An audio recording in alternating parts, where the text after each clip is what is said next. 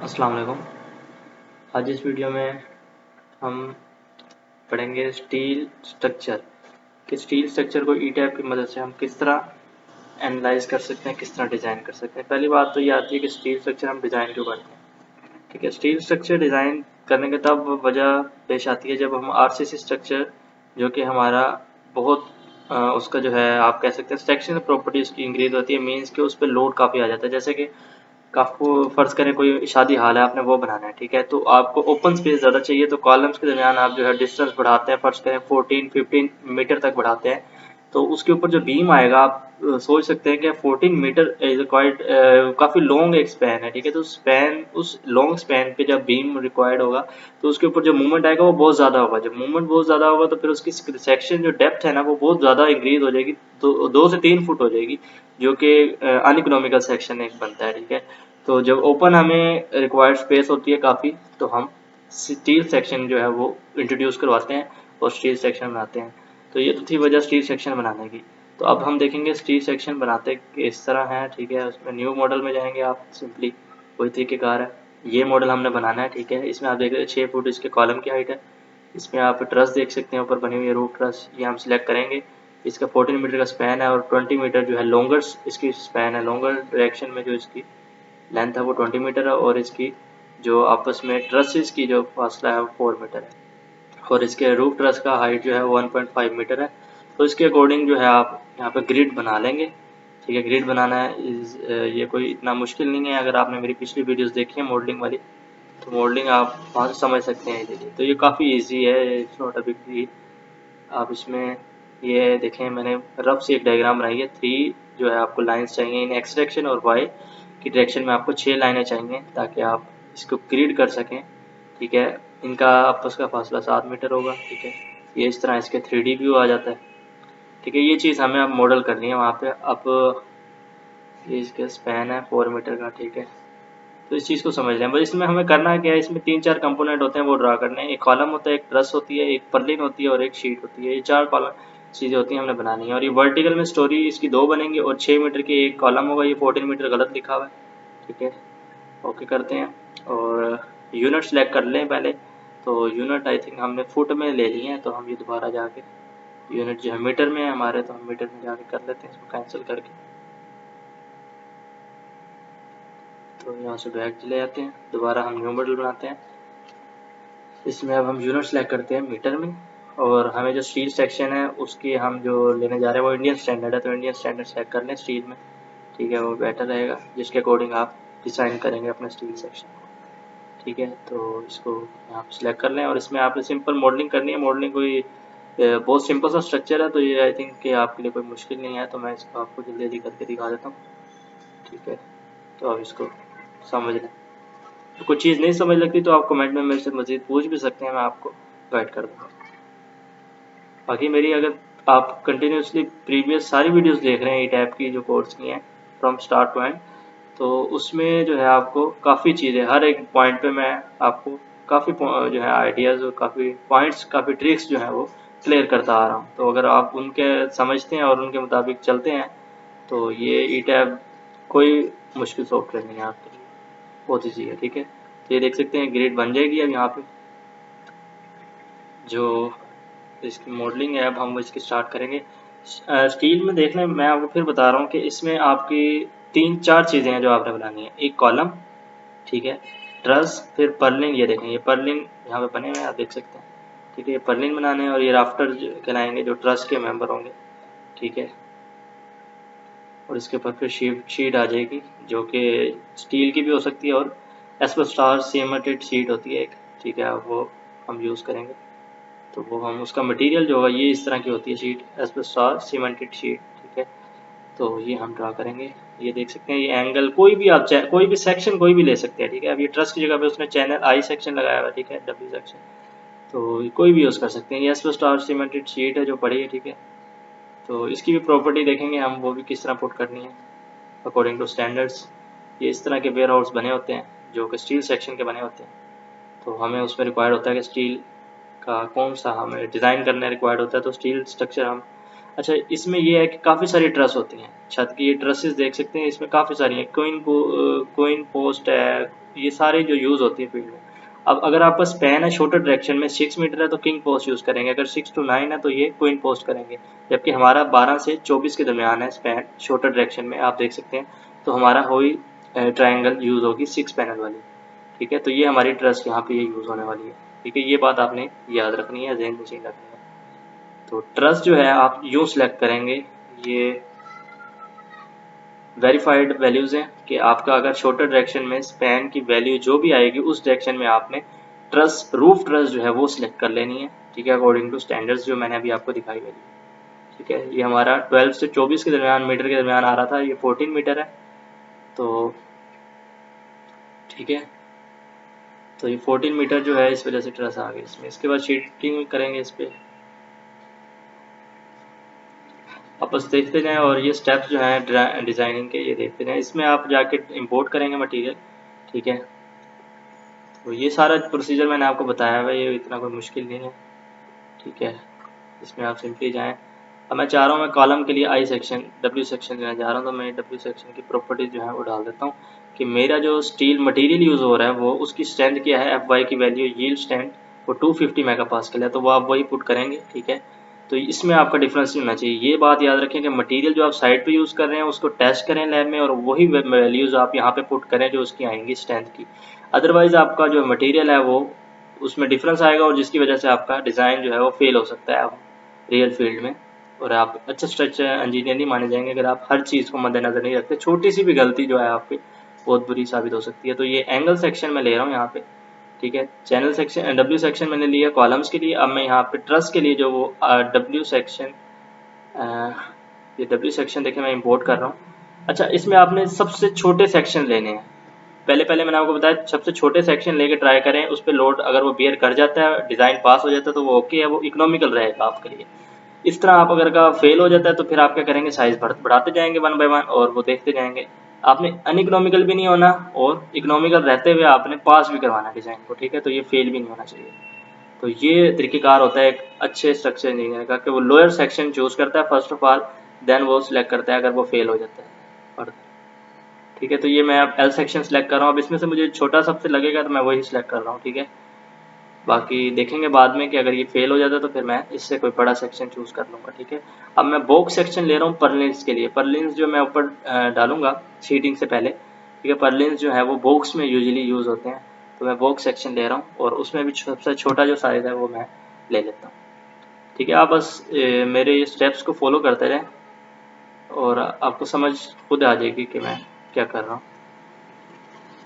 ये सारी चीज़ें जो हैं मैं स्पीडली इसलिए कर रहा हूँ थोड़ा कि ये चीज़ आपको पता है, ये आप पहले सारा करके आ चुके हैं। ये पिछली वीडियो में मैंने आपको एक्सप्लेन किया बड़ा डिटेल से। तो मेन पॉइंट्स जो हैं वो मैं आपको बता दूंगा जिसमें आपको दिक्कत हो सकती है। बाकी आई थिंक इसमें कोई आपको मसला नहीं होने वाला। तो यहाँ से हम 3D में जाके इसका कॉलम भी ड्रा कर सकते हैं। अब कॉलम की प्रॉपर्टी सेलेक्ट कर लें। आपने जो कॉलम रखा था W का, ठीक है, W सेक्शन देख सकते हैं। W सेक्शन मेरा आ गया जो मैंने डिफाइन किया था, वो मैं ड्रा कर लेता हूँ यहाँ पे, देख सकते हैं मैं ये ड्रा कर। तो इसी तरह आप दूसरी साइड पे, अच्छा इसमें मैं अब देखें जो ड्राइंग की कमांड्स है, पहले तो हम नॉर्मल करते हैं ना 1 by 1, इधर से उधर ड्रा कर लिया, मतलब वो स्लोली मेथड है। आज हम थोड़ा सा ट्रिकी मेथड और एडवांस कह सकते हैं आप की तरफ मूव कर रहे हैं, मॉडलिंग स्मार्ट वे में कर रहे हैं, ठीक है। तो इसमें हम क्या करेंगे, एक छोटा सा पार्ट बनाएंगे क्योंकि सिमिलर स्ट्रक्चर है, ठीक है। तो इसका एक पार्ट बना लेंगे हम, उसको हम डिफरेंट टूल्स की मदद से पूरे स्ट्रक्चर को इन्हांस करेंगे, पूरे स्ट्रक्चर को ड्रा कर लेंगे। आप देखते जाएं, ये देखते हैं मैं एक साइड इसकी बनाऊंगा, ठीक है, ये वाली एक साइड बनाऊंगा और दूसरी साइड को मैं मिरर कर लूँगा मिरर कमांड का यूज़ करते हुए। फिर उसी का मैं रेप्लिकेट कमांड यानी कि कॉपी पेस्ट वाली कमांड यूज़ करते हुए मैं उसको रेप्लिकेट कर लूँगा सारे स्ट्रक्चर को। देख सकते हैं आप ये जो मेरा यहाँ पे है फ्रेम है, मैं उसको डिवाइड करूँगा 3 हिस्सों में ताकि मेरा जॉइंट आ सके मिड में, ठीक है। 3 हिस्सों में तोड़ूंगा तो फिर मुझे 2 जॉइंट्स मिलेंगे सेंटर में जो कि मुझे रिक्वायर्ड है ताकि मैं अपनी ट्रस्ट को ड्रा कर सकूं, ठीक है। तो मैंने क्या किया, फ्रेम को सिलेक्ट किया और उसको डिवाइड कर दिया इनटू 3 पार्ट्स। ये मुझे जॉइंट्स मिल गए ताकि मुझे जॉइंट्स मिल सके। अब मैं इनका क्या करूँगा, इन जॉइंट्स से मैं फ्रेम ड्रा करूँगा। अब मुझे ये फ्रेम कौन से हैं, ये ट्रस्ट के हैं, ठीक है। ट्रस्ट के मेंबर आप देख सकते हैं कि जिस तरह के थे मेरे, तो मैं ट्रस्ट ड्रा करने के लिए कर रहा हूँ। इधर से मुझे वर्टिकल लाइन बिल्कुल चाहिए स्ट्रेट, ठीक है। तो मैं बिल्कुल वर्टिकल लाइन लूँगा। उसके लिए मुझे प्लान एलिवेशन में जाना पड़ेगा, ठीक है। एलिवेशन में जाके मैं बिल्कुल स्ट्रेट लाइन लगाऊंगा, ठीक है। स्ट्रेट मेंबर ड्रा करूंगा, देन मैं उसको जहाँ पे दो मेंबर इंटरसेक्ट कर रहे हैं वहां से मैं उसको कट कर दूंगा। ये देख सकते हैं, ये इन टूल्स की मदद से आप काफ़ी स्पीडली वर्क कर सकते हैं, ठीक है। 90 एंगल पे मैंने किया और इनको मैं दोनों फ्रेम को सिलेक्ट कर लूँगा और मैं इन पे जहाँ पे इंटरसेक्ट कर रहे हैं वहाँ से मुझे कट करना है। अब मैं क्या करूँगा, डिवाइड फ्रेम पर क्लिक करके draw divide at intersection points select करके ओके कर दूंगा। तो आप देख सकते हैं मेरे दोनों फ्रेम जो है वो जहाँ पे वो आपस में क्रॉस हो रहे हैं वहाँ पे वो टूट चुके हैं, वहाँ ये अलहदा हो गया। मैं सेलेक्ट करके इनको डिलीट कर देता हूँ क्योंकि मुझे कोई रिक्वायर्ड नहीं है ये, ठीक है। इनको मैं सिलेक्ट कर लेता हूँ, देन मैं इसको डिलीट कर लूँगा। आई थिंक सिलेक्ट हो गए हैं, डिलीट पता नहीं क्या। हाँ जी, ये प्रॉपर्टी ये कट हो गए हैं, ठीक है। इंटरसेक्शन पॉइंट पे ये कट हो चुके हैं। ये डिलीट का आई थिंक बटन काम नहीं कर रहा, ये हाँ जी ठीक है, ये डिलीट हो चुका है, ठीक है। देख सकते हैं आपका बिल्कुल सही जो आपका बनना चाहिए था ट्रस वो बन चुकी है। इसमें अब एक इंक्लाइन मेंबर दो रह गए हैं, वो आप ड्रा करेंगे। वो कैसे करेंगे, वो सिंपल इस तरह कर लेंगे। अब इसको मैं मिरर कर देता हूँ, ठीक है। मिरर कमांड का यूज़ करते हुए इसको मिरर करूँगा मैं। उसके लिए इस पूरे को सिलेक्ट करें और दूसरे हूबहू दूसरी साइड पे इसका अक्स बना दें। तो उसके लिए क्या करेंगे, आप इसका प्लान व्यू में जाएंगे फर्स्ट ऑफ ऑल, क्योंकि मुझे किसी एक्सिस के थ्रू इसको मिरर करना है, ठीक है। एक्सिस मांगता है वो रेफरेंस एक्सिस जिसके अबाउट वो रोटेट या मिरर करता है उसको या रेप्लिकेट करता है, ठीक है। तो रेप्लिकेट में ही इसकी आपको मिरर आई थिंक मिल जाएगा। तो आपने वैल्यू सिलेक्ट कर लिया, तो अब इसको मिरर, हाँ जी मिरर मिल गया। इसमें अब मिरर करें आप, इसमें आप एक्सिस सेलेक्ट कर लें उसको पहले जिसके अबाउट करेंगे। तो ये एक्सिस है, इसके अबाउट वो मिरर बना देगा। इसका सिलेक्ट कर लिया, अप्लाई करें और ये दूसरी साइड पे देख सकते हैं ये बन गया है, ठीक है, बिल्कुल ठीक बना है। और अब इसको मुझे क्या करना है, इसको मुझे फर्दर बैक साइड पे रेप्लिकेट करना है। तो वो इजी है। स्पैन आप देख लें कितना है, 4 मीटर के फासले पे हैं, ठीक है आपके सारे। तो यहाँ पे लिखा भी हुआ है 20 को अगर आप डिवाइड करेंगे टोटल लेंथ पे तो 4 पे, तो ये 5 टोटल आएंगे। तो 5 दफ़ा मुझे रेप्लिकेट करना है इसको बैक साइड पे, ठीक है। अच्छा, इसमें एक है कि परलिन ड्रा करना है, उसके लिए इसको आपको सेंटर से तोड़ना भी पड़ेगा, ठीक है। इस आप टोटल इसकी लेंथ देख लें, ये टोटल तीनों की लेंथ जो 2.3 है, तो टोटल मिला के 7 मीटर बनती है, ठीक है। एक साइड का इंक्लाइन मेंबर जो है उसकी टोटल लेंथ 7 मीटर बनती है और परलिन का आपस में जो डिस्टेंस होना चाहिए वो लेस देन 1 मीटर होना चाहिए। ये आप स्टैंडर्ड वैल्यूज याद रखें, ठीक है। तो इंक्लाइन मेंबर पे अगर मुझे परलिन लगाना है तो इट मीन्स कि मुझे उसकी स्पेसिंग 1 मीटर से कम रखनी है। तो मैं 0.8 लेके चल रहा हूँ, ठीक है। 0.8 के मुताबिक मेरे टोटल 9 परलिन्स आएंगे एक इंक्लाइन मेंबर पे, ठीक है। तो 2 इंक्लाइन मेंबर हो गए दोनों साइडों पे, तो टोटल 18 वो परलिन्स मुझे आएंगे इसमें। तो मुझे 18 जॉइंट्स चाहिए जहाँ पे मुझे परलिन रखने हैं, ठीक है, इंक्लाइन मेंबर पे। तो मैं क्या करूँगा, इस इंक्लाइन मेंबर को मैं डिवाइड कर लूँगा इंटू 9 फ्रेम है ना ये, तो मुझे फ्रेम को डिवाइड करना है ताकि मुझे हर एक पे 3-3 मिल सके, 3-3 जॉइंट्स मिल सकें, ठीक है। ये देखें, मैं सारे मेंबर सेलेक्ट करके उनको डिवाइड कर दूंगा 4 पे। हर एक मेंबर जब 4 पे डिवाइड हो जाएगा, आई थिंक ये सिलेक्ट सही से नहीं हुआ, ये मैं सिलेक्ट कर लेता हूँ दोबारा से, ठीक है। सिलेक्ट हो गए। अब मुझे जाके डिवाइड पे क्लिक करना है, ये 4, ठीक है। इनको मैं सारे को फ्रेम को 4 हिस्से में डिवाइड करूंगा तो मुझे 3 पॉइंट्स जो हैं वो हर एक मेंबर में मिल रहे हैं। देखें, हर एक फ्रेम पे मुझे 3 जो है वो जॉइंट्स मिल रहे हैं। अब क्या कर सकते हैं, एक इंक्लाइन मेंबर पे 3 जॉइंट्स मिल रहे हैं, मीन्स के मुझे 9 मिल रहे हैं एक साइड पे और एक 9 एक साइड पे। तो यस, मुझे यही चाहिए थे, ठीक है। तो परलिन ड्रा करने के लिए आप क्या करेंगे, पहले ये रेस्ट्रेंट्स लगा देते हैं हम अपनी स्पोर्ट्स पे, ठीक है। अब इसको आप क्या करेंगे, अब इसका रेप्लिकेट कमांड का यूज़ करें और इसको 4-4 मीटर के फासले पर रेप्लिकेट करें। ये रेप्लिकेट तो आप पहले भी काफ़ी दफ़ा यूज़ करते हैं, ये बहुत अच्छा टूल है टाइप का। तो इसको यूज़ करते हैं और इसको हम स्ट्रक्चर को कंप्लीट करते हैं। ठीक है। बाकी इसमें जो मुश्किल चीज़ थी वो आपको अगर नहीं समझ लगी होगी तो वो यही होगी कि आपने फ्रेम को डिवाइड क्यों किया। मैं आपको फिर बता दूं, ये रेप्लिकेट करना तो आता है, इसलिए आप देख लें। पर्लिन को आपने इंक्लाइंड मेंबर को डिवाइड इसलिए किया कि आपको पर्लिन रखने थे, और पर्लिन की स्पेसिंग कितनी होनी चाहिए, 1 मीटर से कम होनी चाहिए। लेट्स सपोज कि मैं 0.8 रख रहा हूँ उसमें मीटर स्पेसिंग आपस में, तो मुझे 7 इंक्लाइंड मेंबर की टोटल लेंथ पे उसको डिवाइड करना है, तो मुझे नंबर ऑफ पर्लिन रिक्वायर्ड पता लग जाएंगे। तो मुझे 9 नंबर ऑफ रिक्वायर्ड है, ठीक है, एक साइड पे। तो ये देख सकते हैं ये जॉइंट्स मैंने डिवाइड किया तो मुझे ये जॉइंट्स मिल गए जो मैं सेलेक्ट कर रहा हूँ, ठीक है। ये मैं जॉइंट सेलेक्ट तब कर पा रहा हूँ जब मुझे ये डिवाइड किए हुए फ्रेम मिले हैं। तो मैंने क्या किया, फ्रेम को पकड़ा और उनको 4 हिस्सों में तोड़ दिया, तो उसको मुझे 3 जो है वो जॉइंट्स मिल गए एक पे। तो ये टोटल 18 जॉइंट्स हैं जो मुझे मिल चुके हैं। आप देख सकते हैं नीचे लिखा हुआ है 18 जॉइंट्स सिलेक्टेड। अब मुझे क्या करना है, इनसे पर्लिन बनाने हैं। पर्लिन बनाने का एक फर्स्ट मेथड बताता हूँ आपको। एक्सट्रूड पे जाएंगे, यहाँ पे एक्सट्रूड जॉइंट्स टू फ्रेम करेंगे और कितने स्पैन पे करना है और कितनी दफ़ा करना है, 5 दफ़ा करना है और 4-4 मीटर के फासले पे करना है। तो अप्लाई करें, देख सकते हैं ये पर्लिन ड्रा हो चुका है। प्लान व्यू में नज़र आ रहा है आपको?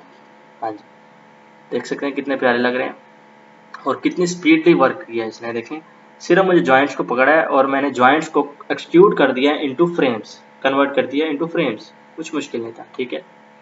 आप देख सकते हैं, दोबारा सेलेक्ट कर रहा हूँ मैं, ठीक है।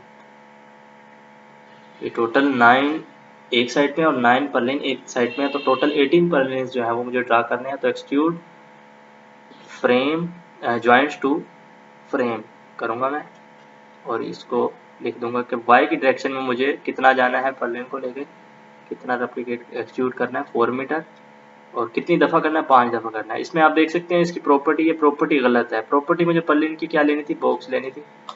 आई थिंक ये बॉक्स है, ठीक है, इसमें इशू नहीं है। आपकी जो प्रॉपर्टी है वो बॉक्स होनी चाहिए पर्लिन की, ठीक है।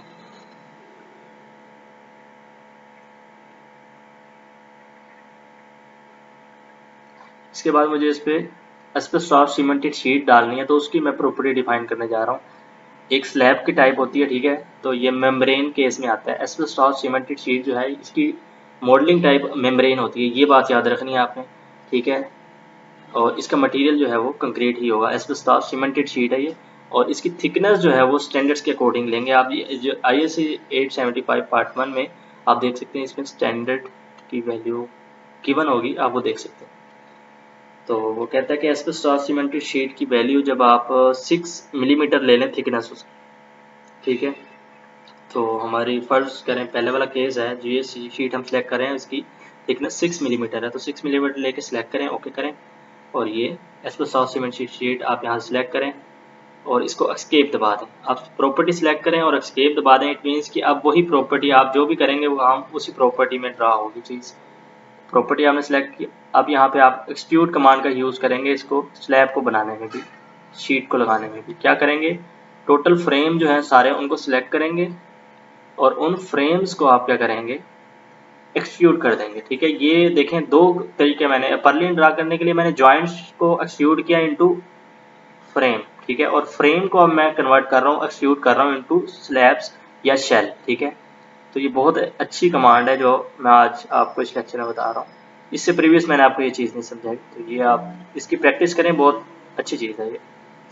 और ये काफ़ी मॉडलिंग में हेल्प कर, ये देखें, ये इसमें मिस्टेक में से ये हुई कि मैंने फ्रेम जो डिवाइड किए हुए थे, मैंने एक फ्रेम सेलेक्ट किया तो दूसरा मेरे से मिस हो गया, ठीक है, क्योंकि मैंने डिवाइड किए हुए थे तो पूरे फ्रेम सेलेक्ट नहीं हुए। तो अब मैं सारे फ्रेम दोबारा से सिलेक्ट करता हूँ और फिर इन फ्रेम को मैं एक्सट्रूड करता हूँ इन शेल, ठीक है। तो एक्सट्रूड पे क्लिक करूँगा और 4 दफ़ा एक्सट्रूड करना है और 4 मीटर के फासले पे करना है, तो ओके करता हूँ। और ये देख सकते हैं सारे सिलेक्ट करने के बाद मैंने एक्सट्रूड किया इनटू शेल, और इसकी आप प्रॉपर्टी भी देख सकते हैं, एस्बेस्टॉस सीमेंटेड शीट ही लगी हुई है इस पर। अगर नहीं लगी होती तो आप इनको सिलेक्ट करते और असाइन पे जाके प्रॉपर्टी इनकी चेंज भी कर सकते थे। ये तो पता है आपको, क्योंकि पिछली वीडियोज़ में सारा ये एक्सप्लेन कर चुका हूँ, ठीक है। मैं बार बार इसलिए कह रहा हूँ कि पिछली वीडियोस में अब सब कुछ मैं बता चुका हूँ, तो इसमें कुछ जो नई बातें हैं वो मैं आपको बता रहा हूँ मज़ीद। इसमें अब लोड का तो आपको पता है कि लोड पैटर्न इसमें कौन कौन से होते हैं, लाइव होते हैं, डेड होते हैं और विंड होते हैं एक्स और वाई में, और अर्थक्वेक होता है एक्स और वाई में। तो ये आप लोड पैटर्न जो है वो डिफाइन कर लें पहले। तो अर्थक्वेक का तो आपको पता है कि आप जिस भी स्टैंडर्ड, जिस भी कोड के अकॉर्डिंग करेंगे, तो अर्थक्वेक में तो आपका जो है वो अप्लाई करने की ज़रूरत ही नहीं पड़ती। अर्थक्वेक तो खुद ब खुद ऑटोमेटिकली जो है वो अप्लाई हो जाता है स्ट्रक्चर पे। जबकि विंड लोड जो है वो आपको अप्लाई करना पड़ता है किसी भी स्ट्रक्चर पे, ठीक है। तो इसमें साइड कंडीशन जो है वो आपकी, वो आप डाल सकते हैं मज़ीद कि अर्थक्वेक में मेरी साइड कंडीशन क्या है, ठीक है। और ये सारी एक्स डायरेक्शन वाई डायरेक्शन ये तो ख़त्म करते हैं, क्योंकि ये एक्स डायरेक्शन में ही लग रहा है तो सिंपल ये एक्स डायरेक्शन सेलेक्ट करें और ये मेरी बेस से टॉप तक ही, ठीक है। इसी तरह सारी वैल्यूज, ये चीज़ें आपको बता चुका हूँ पिछले, ये लोड एप्लीकेशन ऑफ लोड की वीडियोस में मैंने आपको क्लियर बताया है, ठीक है।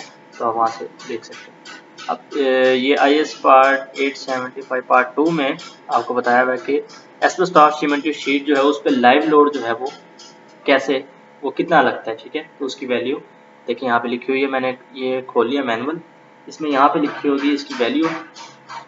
वो कहता है कि अगर आपकी स्लैब की अगर आपकी स्लोप, यहाँ पे वो क्या है बताएगा आपको, इस स्लोप के मुताबिक होगा। अगर आपकी स्लैब की जो स्लोप है वो लेस देन 25 डिग्री है तो उसकी एक अलग वैल्यू होगी, सॉरी लेस देन 10 डिग्री है, ठीक है, तो उसकी अलग वैल्यू होगी। ग्रेटर देन 10 डिग्री है, हमारी ग्रेटर देन 10 डिग्री है, देख सकते हैं मेरी ये स्लोप बन रही है रूफ ट्रस की, ठीक है, जो ग्रेटर देन 10 है, तो उसकी ये वैल्यू है, ये फार्मूला है 0.75 माइनस, तो मेरा ये वैल्यू आ गई लाइव लोड की 0.75 किलो न्यूटन पर मीटर की, ठीक है। तो ये मुझे मैनुअल से मिला और मैं क्या करूँगा, अब सारी स्लैब को सिलेक्ट करूँगा एस्बेस्टॉस सीमेंट की शीट पे, मैं क्या करूँगा, लोड अप्लाई करूँगा, लाइव लोड,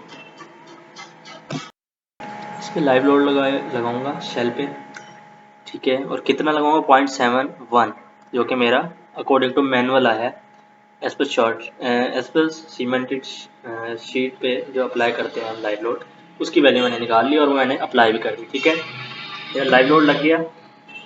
अब इसके बाद विंड लोड लगाना है। विंड लोड के केस समझ लें कि अगर आपकी स्लोप जो है लेस देन 25 डिग्री है, ठीक है, तो आपकी जो वैल्यू होगी वो इसमें इस तरह की होगी, यानी कि दोनों फेज जो हैं आपके विंडवर्ड और लीवर्ड दोनों अपवर्ड मूव करेंगे। जबकि अगर आप स्लोप लेस देन 25 डिग्री है, आई थिंक लेंस और ग्रेटर का जो है इसमें इशू है, तो अगर आपकी ग्रेटर है 25 डिग्री से तो आपके ऊपर वाला केस बनेगा, यानी कि दोनों जो है वो डाउनवर्ड मूव करेंगे, सॉरी विंडवर्ड जो है वो अपवर्ड मूव करेगी और दूसरी लीवर्ड साइड जो है वो बॉटम मूव करेगी। तो हमारी तो लेस देन 25 डिग्री है, तो हमारा नीचे वाला केस बनेगा, यानी कि दोनों फेज जो है वो अपवर्ड मूव करेंगे हमारे स्लोप के, ठीक है। तो मैं लोड अप्लाई करूँगा विंड का, तो उसके लिए मुझे क्या है, सारी अपनी शीट जो है वो सिलेक्ट कर लेनी है। तो ये विंडवर्ड साइड है पॉजिटिव एक्स डायरेक्शन में, तो मेरा इसमें जो विंडवर्ड कोफिशिएंट यूज़ होगा वो 0.8 होगा। आपको पता है विंडवर्ड साइड पे 0.8 कोफिशिएंट यूज़ करते हैं और लीवर्ड साइड पे 0.5 कोफिशिएंट यूज़ होता है, तो वही कोफिशिएंट मैं अप्लाई करूँगा। तो ये विंडवर्ड पॉजिटिव एक्स डायरेक्शन में मैं सारी जो मेरी शीटिंग है, जो स्लैब कह सकते हैं आप, उसको मैं सिलेक्ट कर लेता हूँ पैनल्स को, ताकि मैं इस पर लोड अप्लाई कर सकूँ। और फिर मैं आपको बता दूँ हमारी स्लोप जो है वो कितनी आ रही है, लेस देन 25 डिग्री है, तो हम जो है हमारा केस जो होगा वो सेकंड वाला होगा। तो मीन्स कि हमारी दोनों जो फेस हैं लीवर्ड साइड के और विंडवर्ड साइड दोनों अपवर्ड मूव करेंगे, ठीक है।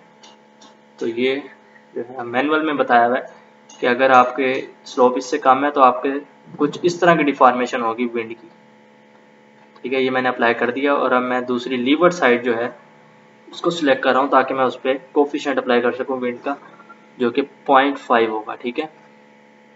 तो वाई डायरेक्शन में तो इसमें कोई लोड नहीं लगेगा, बिकॉज कि वाई डायरेक्शन ये बिल्कुल ओपन है, ठीक है, ये एक्ट नहीं करेगा, यहाँ पे कोई इसके सामने दीवार नहीं है जिस पे ये हवा टकराएगी तो ये डिस्प्लेस होगा, तो वाई डायरेक्शन में इसकी कोई मूवमेंट नहीं होने वाली, ठीक है। तो वाई लोड जो है वो विंड का नहीं लगेगा, इसमें कोफिशिएंट जो है 0.5 लगेगा। तो ये बात याद रखनी है, इसकी डिफॉर्मेशन किस तरह होगी, ये दोनों फेज जो है अपवर्ड मूव करेंगे विंड वर्ड लोड के अकॉर्डिंग, ठीक है। तो ये डिस्प्लेसमेंट एनालाइज में हमें देखनी पड़ेगी कि क्या ऐसे ही हो रहा है, अगर ऐसे नहीं हो रहा होगा तो इट मीन्स कि हमारा लोड एप्लीकेशन में कोई फॉल्ट है और इसकी सपोर्ट पे रिएक्शन जो है सपोर्ट लगानी लाजमी है, फिक्स सपोर्ट देनी लाजमी है।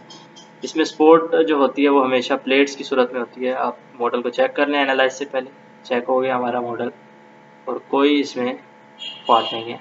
आप इसको एनालाइज कर सकते हैं, एनालाइज स्टार्ट हो गया है और ये स्ट्रक्चर एनालाइज हो रहा है। तो इसमें आपने दो तीन चीज़ें देखनी है कि डेड लोड के अगेंस्ट ये ड्यू टू देखें डेड लोड के अगेंस्ट ये इसकी डिस्प्लेसमेंट सही हो रही है, बॉटम हो रही है। ये अर्थक्वेक इन एक्स डायरेक्शन देखें, एक्स डायरेक्शन में मूव कर रहा है, अर्थक्वेक जब आता है बिल्कुल ठीक जा रहा है, तो लोड के अगेंस्ट उसकी आपने डिस्प्लेसमेंट मेन यही चीज़ें होती हैं कि आपने देखनी है कि लोड एप्लीकेशन आपकी हुई पड़ी है, सही हुई है, डिस्प्लेसमेंट सही डायरेक्शन में हो रही है कि नहीं। बस इससे पता लग जाता है आपको स्ट्रक्चर आपने एनालाइज या असाइनिंग जो है आपने प्रॉपर्टीज़ वगैरह या लोड असाइनिंग वो सही की है या गलत की है। तो मेन एनालाइज में ये चेक करते हैं हम। तो हम डिज़ाइन कर सकते हैं। तो मैं स्टील डिज़ाइन स्टार्ट कर दिया मैंने, तो ये डिज़ाइन हो रहा है, ठीक है। तो देख सकते हैं ये मेरे मेंबर लाल एरिया में आ रहे हैं, इट मीन्स कि ये इस एरिया में है, तो मीन्स ये फेल हो रहे हैं, फेलियर की तरफ जा रहे हैं, ठीक है। मेरा जो है एम वो ये है कि मेरे मेंबर जो ज़्यादा होने चाहिए वो पिंक के अंदर होने चाहिए, ठीक है। पिंक मीन्स कि 0.8 या 0.9 के दरमियान होने चाहिए।